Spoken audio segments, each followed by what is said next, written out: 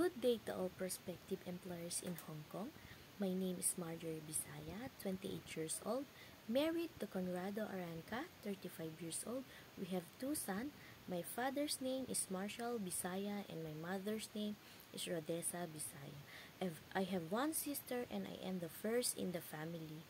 I am a Roman Catholic and I live in Cauayan, Isabela, Philippines. I am a high school graduate.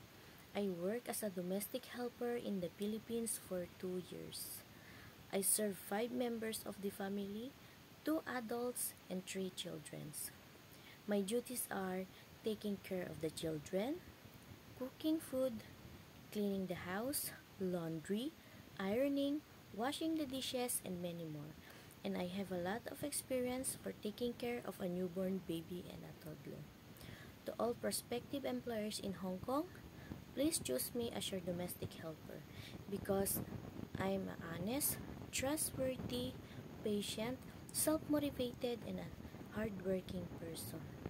I promise that I will do my duties and responsibilities. Thank you and God bless.